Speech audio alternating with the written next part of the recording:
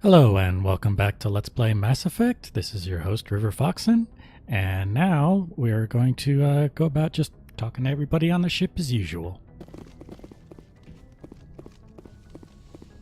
Yeah, we pretty much have to do this after every mission.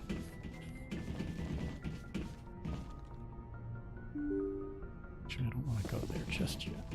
Yes, Commander? I don't think he has anything new to say. No, he does not.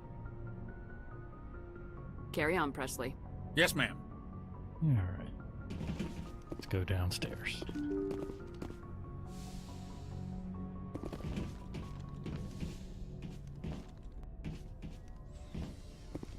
And let's see here. We can talk to our buddy Kaidan. I think he's got the hots for us. Oh yeah. Do you have some time to talk now, Commander? Of course. Have a seat. We've played it pretty close to the book so far, but we're a long way from backup. We've got some tough calls to make. I'm just saying, try to leave yourself a way out. I've seen what cutting corners can do, and I'd hate to have that happen to you, Shepard. Commander.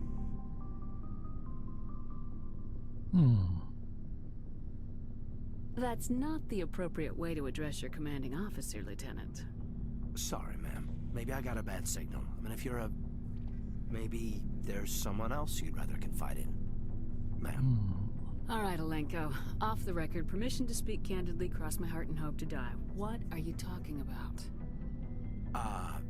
Dr. T'Soni, ma'am. There's a lower deck rumor that she's, interested in you as more than a source of Prothean data. She's a very interesting lady. To my, tastes, but, I never claimed to be big on alien culture. You seem awfully worried about my personal affairs. It's just that we don't have much downtime these days. I like being around you, but I don't want to take up your personal time. Look, there's nothing between Liara and me. What's the real issue here, Kaidan? You're right. Sorry. It wasn't, Liara's not my main concern. I'm not questioning any decision you've made, Shepard. Let me be clear about that.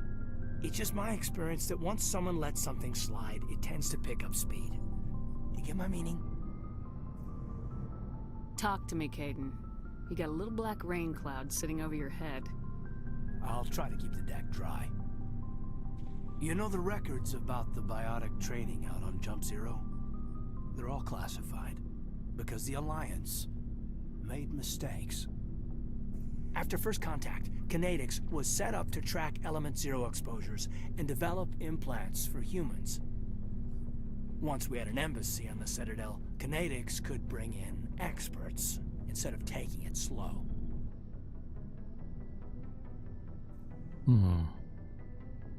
The only experts would have to be aliens. Dead on. Turians, actually. That's why Kinetics kept it a secret. They were afraid of what people back home would think, asking the Turians for help when we just fought a war with them. The Asari would have been more acceptable than the Turians. Yes, but the company didn't go through the Citadel. It would have made Earth look weak, so they discreetly hired some Turian mercenaries. Get your knuckles rapped a few times, Lieutenant? Yeah, you could say that. Our instructor was a Turian by the name of Commander Vernus. To introduce himself, he liked to say, "I was at the helm of the dreadnought that killed your father." Well, I told him my dad wasn't in the war. He'd retired to Vancouver. My family had an inland home that matured to new beachfront. Vernus had it in for me after that. He cut corners, pushed hard. I mean, you either came out a Superman or a wreck. A lot of kids snapped. A few died. The point of all of this, I guess, is that when you cut corners, it's not always obvious who pays for it. So why are you telling me this? Is there something I can do to help you get over it? I'm 32, Shepard. You don't serve as long as I have without coming to terms with yourself. You also learn that if someone is special to you, you help them. Try to keep them from making mistakes. Ooh. Special, huh? If I'm out of line, just say the word.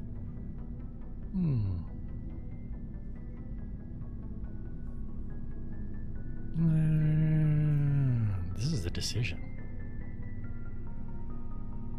You're not out of line, Kaidan. but there are regs. I get you, Shepard. I don't make a habit of complicating the chain of command. Just think about what I said. What's your opinion on the last mission? I'm glad there aren't many aliens like the Thorian. I don't think my stomach could take it. One of my cousins has an agribusiness. I was thinking of calling him. Maybe he can get some shipments into Feros. I mean, now that they're cut off from the company. Just trying to get a sense of where the crew's at. Thoughts? I've wasted enough of your time for now, Commander. We'll have time for personal debriefings later. We'll talk later, Kaidan. I'd like that. Interesting. Somebody's new gear here. Over here. I guess I pull up on Metagil. She never has anything new to say. Unfortunately, she's kind of a neat character. But let's talk to Liara.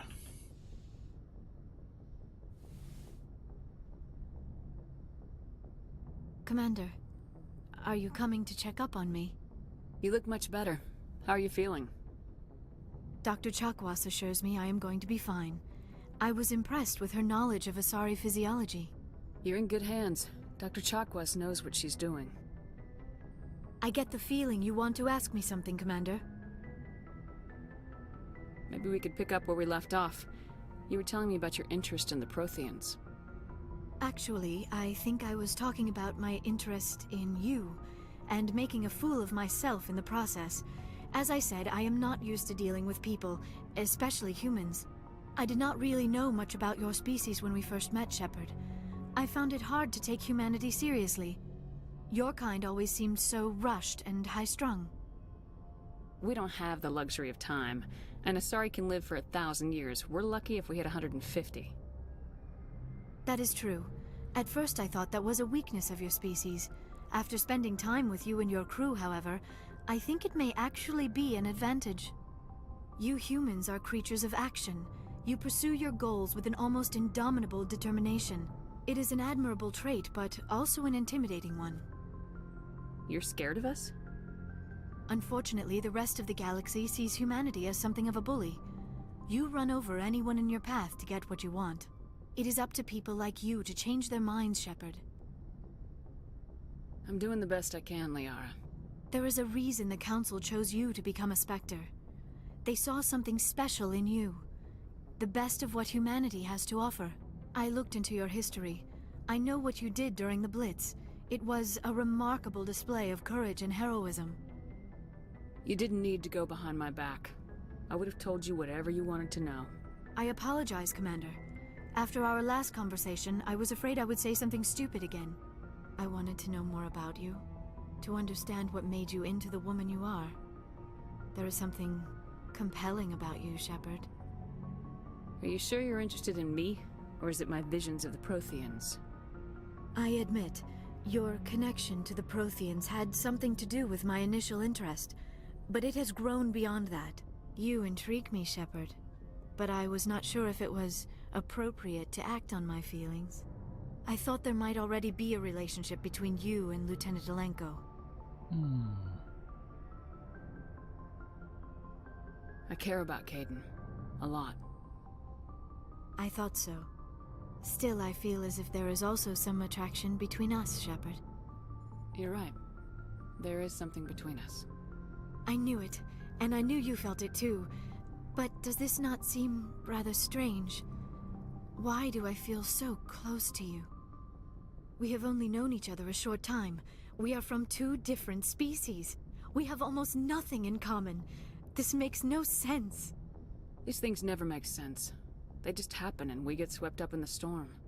You make it sound so chaotic, so dangerous. I'll keep you safe. I am not looking for a protector. This is all a bit overwhelming. I am not used to this. You. I need some time. Take all the time you need, Liara. I'll be here. Thank you, Shepard. Let's just talk about something else for now. I should go. Goodbye, Shepard. Eventually this is gonna blow up in our face and we're gonna have to make a choice. But not yet. We can put it off.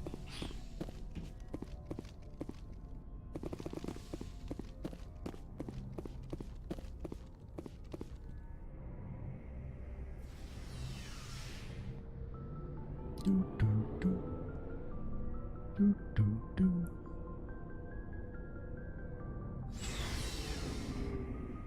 Alright. Let's see what our friend Garrus has to say. Commander, good to see you. You've been with C-Sec a while. Have you seen much action? Well, not as much as you, but yeah, I've seen some interesting things. I bet you have. Anything in particular that stands out? I remember this Solarian geneticist I was sent to investigate. That case was a bit disturbing. What happened? Why were you investigating him? I was tasked with tracking black market trade on the Citadel. Most of it harmless, nothing I needed to pursue. But during the course of my investigation, I noticed an increase in the trade of body parts, organs mostly. We usually get a few of those, but not the numbers I was seeing. We weren't sure if there was a new black market lab or if some freak was harvesting organs from citizens. You've seen this before on the Citadel? Every so often, some lab sells unwanted parts through the black market, but they're not as bad as the psychos. I remember this one Elcor diplomat we caught in my first year on the job. He was hacking people up and selling their organs, had the station in a bit of a panic. But this case wasn't that clear-cut. Turns out there was more going on than we first realized. So how did you figure out what was happening? First, we got a hold of a sample and ran DNA tests. The weird thing was, the match led us to a Turian who was still alive and was very convinced he'd never lost his liver. After a bit of digging, I discovered this Turian worked briefly for Dr. Salion, the geneticist.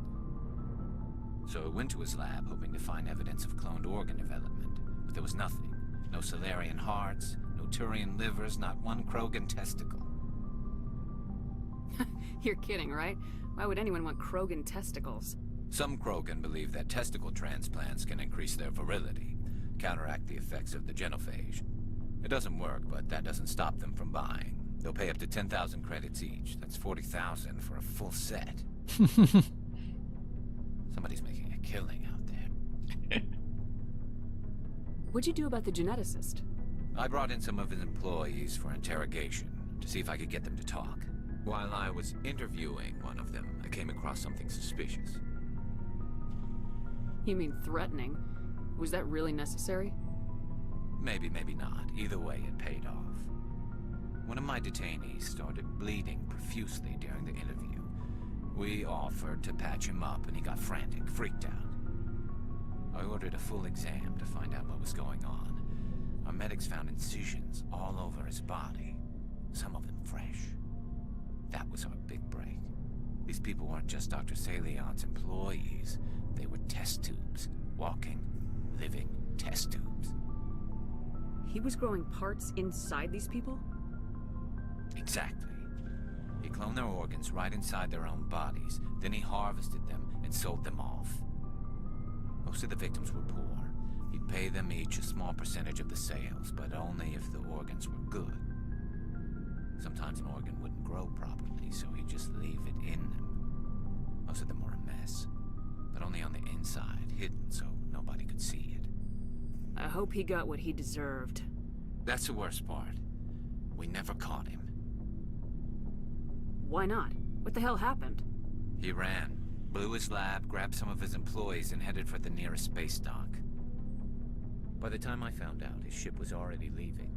He threatened to kill his hostages if we tried to stop him. But you went after him anyway, right? I ordered Citadel Defense to shoot him down, but C-Sec headquarters countermanded my order. They were worried about the hostages, worried about civilian casualties if the ship was destroyed so close to the Citadel. I told them those hostages were dead anyway. We just used them to make more organs. But they wouldn't listen. Well, you can't get them all. No, but letting him get away like that. All they had to do was disable that ship, stop him from running. Maybe the hostages die, maybe they don't, but at least we stopped the bastard responsible for it all. I suppose I can see both sides. But what's done is done. I suppose. Can't waste too much time worrying about it now. Just wish I could have stopped him. That's all. Do you have any idea what happened to Dr. Salion? I sent out feelers from time to time, hoping to find something. I thought I'd found him a while back. He changed ships and changed his name to Dr. Hart, his idea of a joke, I guess. I told the military, but they weren't convinced it was him. I got the transponder frequency for his new ship, but I just can't get anyone to check it out. I'll check out the coordinates when I get a chance. I was hoping you'd say that. But Commander, take me with you when you go. If it's Saleon, I want to be there when you find him. And we just got a new side quest. Commander? What's your opinion of the last mission? Gotta admire those colonials. That's about the worst place for a colony I've ever seen. Given the option, I'd get the hell out of Dodge. Do you have a few minutes to talk? One-on-one? Sure. I was just watching some mail from home. Oh, before I go, we saw Caden in a news vid about the Normandy. He's cute. Later, sis. Let's pretend this never happened. Are you interested in the Lieutenant, Chief? No, ma'am. And anyway, Scuttlebutt says he's already sweet on someone. What's up? You didn't come by to eavesdrop on family mail. Your family seems to be important to you. Yeah, we've always been close. Me and my sisters especially. With Dad on duty so much, I had to help Mom raise them. Did your father serve with the fleet? Yeah, took any crap posting you could get that offered space time. You know what? He worked his ass off trying to get recognized, but he never made it above serviceman 3rd class. He was real proud when I met Chief. First thing he did was salute. What about your mother? You haven't mentioned her. You must know what military wives are like. Strong because they have to be, able to raise kids while Dad's away on a 6-month cruise. She has a degree in planetary geology. She and Dad both wanted to see new worlds. She gave up her career to raise us, though. You have more than one sister? Sounds like a big family. Yeah, I'm the oldest, then Abby, then Lynn. Sarah's the youngest. She's still in high school. With 4 girls, Dad used to say he felt more outnumbered at home than on maneuvers. Where did you grow up? All over. We transferred a half a dozen times before I finished grade school. You go where personnel command sends you, right? I guess that's why I'm so tight with my sisters. We'd have to leave all our friends every 2 or 3 years. You're lucky to have a close family. Sorry, I forgot about your family situation. Or lack thereof. Relax, Williams. I've dealt with it. Ask me to clear a bunker of armed hostiles? No problem. Dealing with the foot in my mouth? Not so good with that. Things were tense between Sarah and me for a while. Then we bonded. Sounds like a story. Feel like sharing? Sarah got herself a boyfriend who wanted to go faster than she did. Mike. I didn't think he was a bad kid, just pushy. Lynn would send me these worried vid mails, and I'd tell her to relax. Where were you when this was going on? I was on active duty. Sarah's graduating high school this year. This was only a couple of years back. They were on Amaterasu. At the time, I was assigned to Chernobog. Same cluster, but a dozen Hellwire away. Close enough to talk regularly, too far to make it back in an emergency. I couldn't afford a fast packet flight. If he really liked her, he wouldn't be pushy. Yeah, of course. If he didn't ask at all, I'd wonder if he thought Sarah was ugly.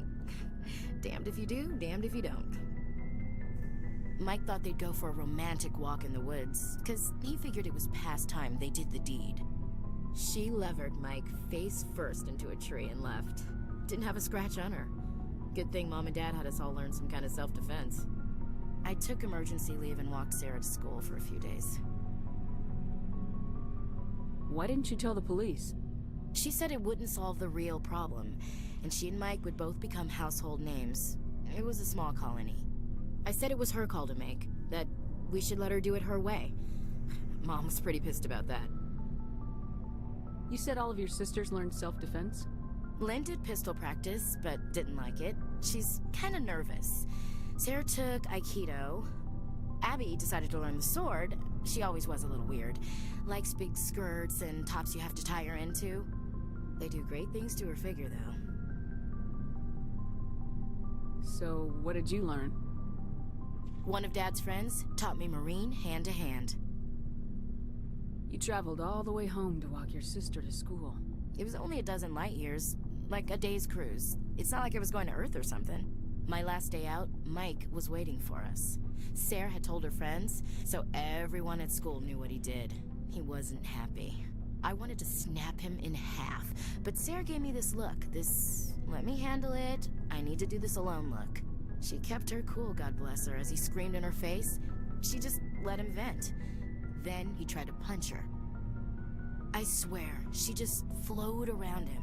Next thing I knew, he's face down on the sidewalk, and there's blood everywhere. That's unbelievable. Sarah must be as good as you. Better. I'm more or less a straight-up puncher. When he swung, she wasn't there anymore, and he fell. She helped him stop the bleeding and had me call an ambulance. She told the paramedics he fell. Before they took him to the hospital, Mike touched Sarah's arm. I thought he was gonna end up on the ground again. But he hung his head, whispered, "I'm sorry," and started crying. And she hugged him. The Williams women are a decisive bunch, Commander. We do things when we're ready. Not before, not after. Your sister's something else. But you didn't mention your father at all. Was he on deployment? Dad always wanted to serve in space, but he wanted us to have real ground under our feet. He'd say, space is beautiful, but you can't raise a family there. I cannot rest from travel. I will drink life to the lees. All times I have enjoyed greatly, have suffered greatly, both with those that loved me and alone. For always roaming with a hungry heart, much have I seen and known, cities of men and manners, climates, councils, governments. Bored now. I never thought I'd hear you reciting poetry. Just because I can drill you between the eyes at 100 meters doesn't mean I can't like sensitive stuff. Just don't spread it around. Ulysses was my dad's favorite poem. Every time he shipped out, he recorded me reading it. He had a dozen versions when he retired. Does he still like it? I sure hope so. I read it to his grave every time I go home. Dad passed on a few years back. He's probably still watching, though. You mean from wherever we go after death? Dead on, Skipper. He's with God now. That's not a problem with you, is it? That I believe in God? Everyone has the right to believe what they want. Says so in the Alliance Charter, only with fancier words. I'm glad you're open-minded about it. I've met a few people who are really weirded out by my faith. Because I work in space, I can't believe in a higher power? Jeez. Hello, have you people looked out the window? How can you look at this galaxy and not believe in something? I should get back to my duties. Didn't mean to take up so much of your time. Dismissed, Chief. Ma'am. Alright. Well, it's Dr. Rex. What do you want, Shepard?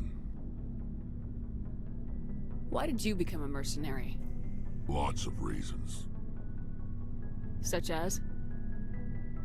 Such as, I needed to get out of our system. I needed to eat. I needed to survive. Why not stay and help your people? I tried to help. That's why I had to leave. What happened? I was betrayed. I was head of a small tribe. We were trying to restore order after the war, but the other tribes were against us. They followed Jared, one of the few warlords who survived the war with the Turians. But he was old, and so were his ideas. He wanted to continue the war. He wanted us to fight. Turians, Solarians, each other. It didn't matter who, as long as we were fighting. What did you want? I just wanted Jared to shut up, to stop his ranting. I wanted him to stop leading the tribes astray. But he couldn't understand how much things had changed. We didn't have the numbers to go to war. Even if we did, the genophage made sure we couldn't replenish our numbers fast enough. I told them all to forget about war. We needed to focus on breeding, at least for one generation. And for a while, we were getting through. Some of the tribes started coming around. I take it the warlord didn't appreciate that. No, he didn't. He arranged a crush with the tribes, a meeting on neutral ground. He wanted to talk. We met at the Hollows, near the graves of our ancestors. The skulls of our dead laid bare to remind us where we come from and where we all go. It's as sacred as any Krogan place can be. Violence is forbidden. Sounds like a trap to me. You must have suspected as much. I did. But when your father invites you to a crush, well, there are some laws that even we hold sacred. Wait, what? Jared was your father? He was, until that day. We talked, but we didn't get anywhere. When it was clear that I wouldn't join him, he gave the signal. His men leapt from the graves of our ancestors like Krogan undead. The few that were loyal to me died quickly. I escaped with my life, but not before I sank my dagger deep into my father's chest. That is why I left, and that's why I'll never go back. You must have family other than your father. Don't you miss them? You trying to make me cry, Shepard? I've got some unfinished business with my family, but that's all. What kind of business? Before I left, I made an oath to my father's father. I swore to recover my family's battle armor. It was taken from him after the uprising. What's so important about this armor? It's a relic. Useless, really. But it was worn by 5 generations of my family before the war. It's rightfully mine. Originally, it was taken by the Turian military. We weren't allowed armor or weapons after the war. Now, it's in the hands of Ton Actus, a Turian scum who collects relics from the war. He's made millions selling Krogan artifacts that were stolen from my people. He's got several bases where he stores his goods, all fortified and guarded. I just don't know which base has my family's armor.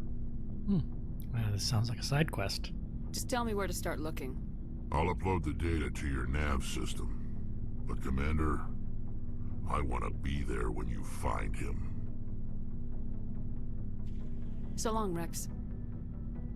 Shepard. Well, we've picked up a couple side quests. Anyway, that's all for this episode. And if you like this Let's Play, be sure to like and subscribe and hit the bell icon if you're so inclined. And we'll finish talking to everybody and start doing some exploring next time. I'll see you later.